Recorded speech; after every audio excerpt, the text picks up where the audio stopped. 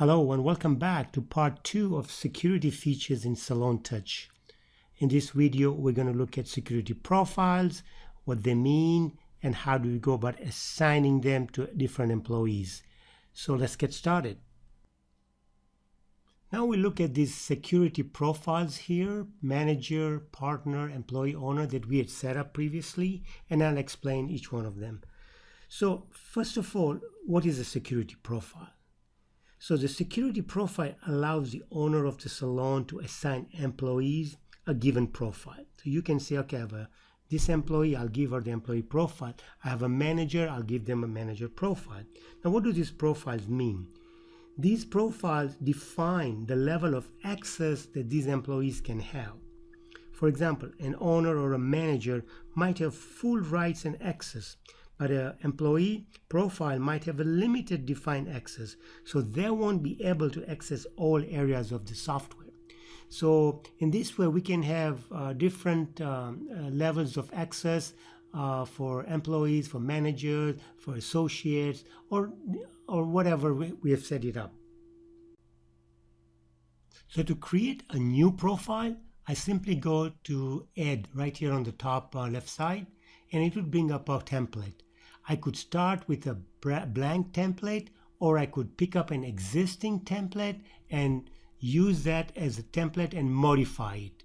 So if I use a blank template completely, I could say create a blank template and on. So now it creates a blank template for me completely with everything set to false. I could then enter here, for example, I could say instead of employee, I could say associate, who might have a different level of access, and I would assign a number which we'll explain later. Right. And so that's how, and then I would save, of course. So now I've created a new security profile called associate. I can now go about defining what areas I want that associate to have access to. So I can start by clicking yes, yes, yes, or if I know what areas I want, I can go here and I say, okay, give the associate all the access to the general area. I could say give the associate all access to the register area, and it would do that. So this is how I go about setting. If there are any specific individual functions, and you can see that on the left side here, all the individual functions, I can go and set them individually on a one-on-one basis to false or true. So that's how I manipulate that the section.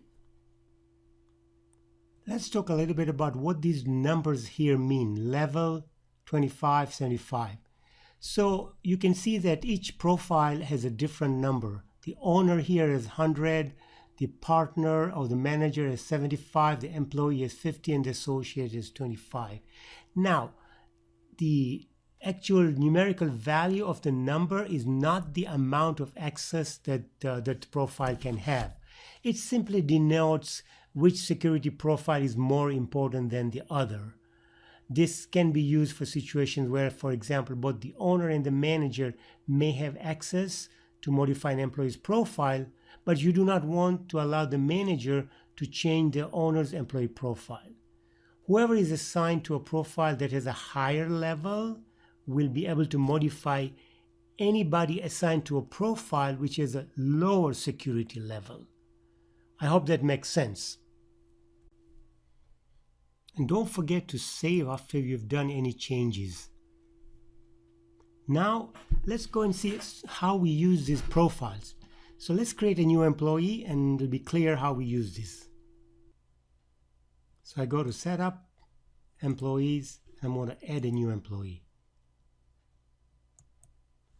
I'm just going to call the employee Jason Brown. And I'm not going to bother about filling in the rest later. Now I go to the security section here, and because this is a brand new employee and it's an associate, I want them to have restricted access. I'm going to, under the drop-down menu, pick up the profile associate that we had just created and assign this profile to the new employee, Jason Brown, who is an associate. Once I've done that, I give them a password that they will use for logging into the system, and I save it.